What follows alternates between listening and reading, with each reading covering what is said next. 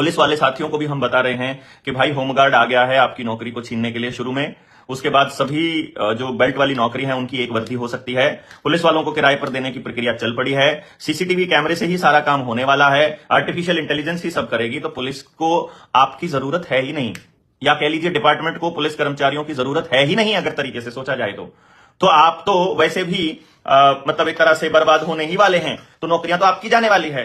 इस चक्कर में हर आदमी के ऊपर आप शक करके और आपके ऊपर अननेसेसरी का प्रेशर बना करके, आपको बगार के लिए तैयार करके, आपको भ्रष्टाचार करने के लिए जिस तरह से मजबूर किया जाता है, उस भ्रष्टाचार करने में जो आपकी आत्मा जो मरती है, उसमें आपकी जो औलाद के लिए आपके पास समय नहीं बचता है, आपका पूरा परिवार बिखर रहा है।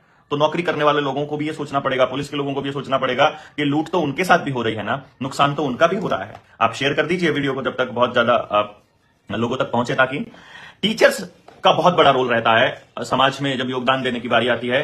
टीचर्स अपनी पूरी जनरेशन को तैयार करते हैं। मैंने बहुत टीचर देखे हैं जो अगर किसी एक पॉलिटिकल पार्टी के भक्त हैं या किसी बेवकूफ से नेता के भक्त हैं, तो वो अपने एजेंडे को चलाने के लिए अपने क्लासरूम को ही टारगेट बना लेते हैं। जैसे दिल्ली के अंदर एक भक्त था, उसने ही ऐसा किया था कि अपनी ही क्लास के बच्चों को पीटना शुरू कर दिया जो दूसरी जात के थे, जो दूसरे धर्म के थे। इसी तरह से एक रेलवे का एक सीआरपीएफ का कर्मचारी था जो बीजेपी माइंडेड था और जो लोगों को, बल्कि दूसरे धर्म के लोगों को जय श्री राम के नारे पर मार मार के पीट के मार देता था। तो ऐसे बहुत से लोग होते हैं जिनका आचरण बहुत गहरा असर डालता है अगली पीढ़ी पर, खासतौर पर टीचर्स का। तो जो टीचर्स हैं वो इस पूरे खेल को समझे, न्यू वर्ल्ड ऑर्डर को, और इसके लिए रुपए के इस खेल को, पैसे बनाने के इस खेल को, आरबीआई के, इन बैंकिंग के, इन लोन के, इस रुपए छापने के इस पूरे खेल को समझें और समझ के अपने लोगों को समझाएं, तो भी बहुत बड़ी मदद आप कर सकते हैं। हमारी आंगनबाड़ी वर्कर बहुत क्रूशियल रोल अदा कर सकते हैं यहां पर, क्योंकि आंगनबाड़ी वर्कर और आशा वर्कर की नौकरी जाने वाली है। इनका काम पूरा हो चुका है।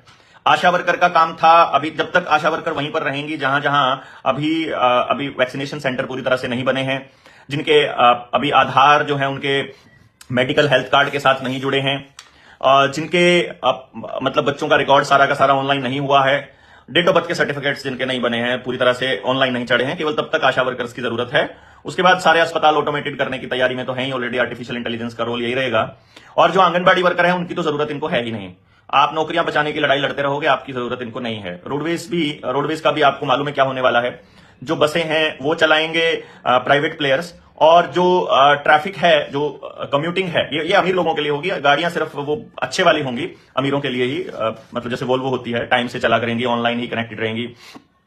लेकिन जो कम्यूटिंग है आम इंसान की, जैसे भेड़ बकरियों की तरह ठोकने वाला काम, वो मेट्रो की तरह चलेगा। तो उसमें पहले धीरे धीरे एक्सटेंड करके पहले रोहतक तक ले आएंगे, उधर जाकर के वो गाजियाबाद से आगे निकाल देंगे, उधर नोएडा से आगे निकाल